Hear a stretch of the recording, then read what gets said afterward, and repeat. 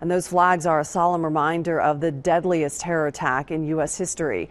Christian Hauser headed back to class to talk to college students who were just little kids at the time of those attacks to find out what they have learned in the years since. Christian. Well, Deborah, most of us have memories of a pre and a post 9/11 world. Remember when you could breeze through an airport security and you could even keep your shoes on? Those days, they're gone. The students I spoke with this afternoon say this is the only world they know. Most of the students in this class were 5 or 6 years old when the deadliest terror attack against the U.S. took place.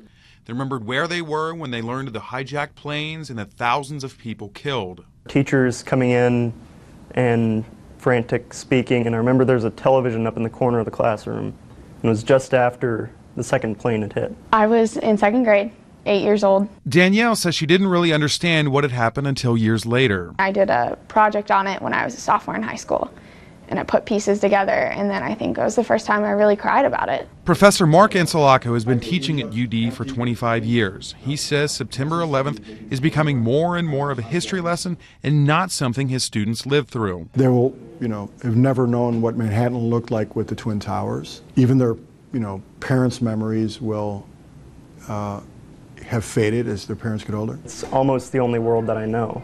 Back before I was 8 years old when this happened, I don't necessarily remember that world. I remember bits and pieces. These students share their experiences, and through that, many are gaining a new perspective on what happened 13 years ago.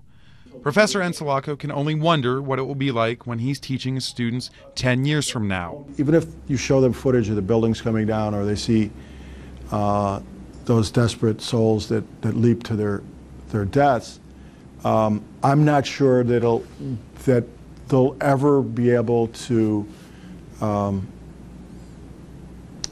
capture the emotions of what it was on that day. This is the New York City skyline these students know. 2 beams of light and the Freedom Tower. Now think about this. Most 8th graders were not alive when the Twin Towers fell. Reporting live, Christian Hauser, Fox 45 News.